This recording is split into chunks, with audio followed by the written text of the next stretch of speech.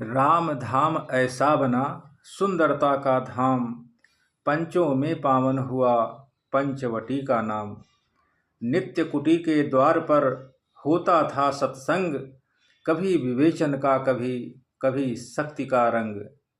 एक दिवस श्री लखन ने कहा समय शुभ जान, मानव जीवन की करें कुछ व्याख्या भगवान। प्रभु बोले यह प्रश्न है हितकर सभी प्रकार, जड़ चेतन संसार में मानव ही है सार। सृष्टि द्वारा सृष्टि का क्रम लो पहले जान, प्रथम नाद या प्रणव था फिर था सृष्टि विधान। उत्पन्न हो गए पांच तत्व तब घास और वृक्षादि हुए, क्रमशः बढ़ चला विकास तभी कृषि पक्षी पशु इत्यादि हुए। मानव शरीर ही भूतल पर सृष्टि का अतिमन छापा है, इस प्राणी ही को दिया बहुत विधना ने अपना आपा है। पशु पक्षी भोग शयन विचरण लड़ने खाने में रहते हैं, जिनमें है अधिक विचार शक्ति उनको ही मानव कहते हैं। पशु पक्षी का दल मानव पर अधिकार नहीं कर सकता है, मानव का दल पशु पक्षी क्या सब जग पर शासन करता है। यद्यपि मानव के तन में भी पशुओं वाले गुण सारे हैं, पर इसमें अपने जो गुण हैं वह उन जीवों से न्यारे हैं। वे केवल भोग जानते हैं, जानते शयन भी विचरण भी, यह इंद्रिय चित्त संयमरत हो कर सकता बड़ा हितकर्ण भी। वे हिंसा त्याग नहीं सकते, इसमें है छुपी अहिंसा भी। भोजन तक ही जीवन उनका, इसमें उपवास साधना भी। पशुओं के गुण के साथ साथ अपने गुण जब मानव में हैं, तो चुने विचार शक्ति से वह क्या उसकी त्याज्य वस्तुएं हैं।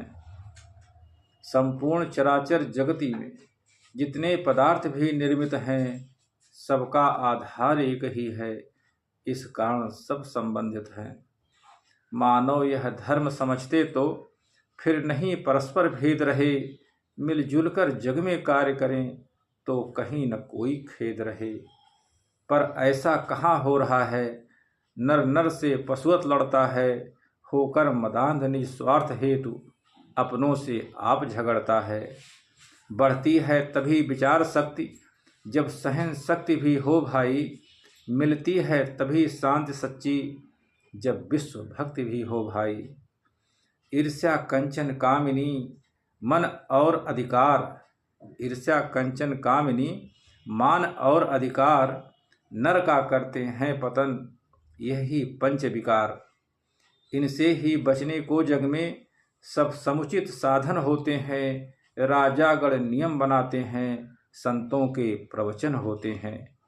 फिर भी समाज उच्छृंखल हो तम पथ में जब बढ़ जाता है, फिर भी समाज उच्छृंखल हो तम पथ में जब बढ़ जाता है, तो खलदल के संहार हेतु नरबन नारायण आता है। यही होता है आया, यही होता आया अब तक, यही हो रहा आज भी है, पर नहीं जागता नर समाज, गहरा सो रहा आज भी है। सृष्टा तक को यह चिंता है, कब सृष्टि बनेगी हर्षमयी, पुरुषार्थमयी परमार्थमयी, उत्साहमयी उत्कर्षमयी। रचना ही में रच गए पुरुष प्रकृति के रूप, नर अनुपम है सृष्टि में तो है नारी अनूप। नर के निमित्त होने में तो अत्यधिक पुरुष की छाया है, नारी की रचना में परंतु अत्यंत प्रकृति की माया है। यह सच है नर नारी ही से सृष्टा की सृष्टि बन रही है, पर यह भी सच है इनसे ही घर घर में रार ठन रही है।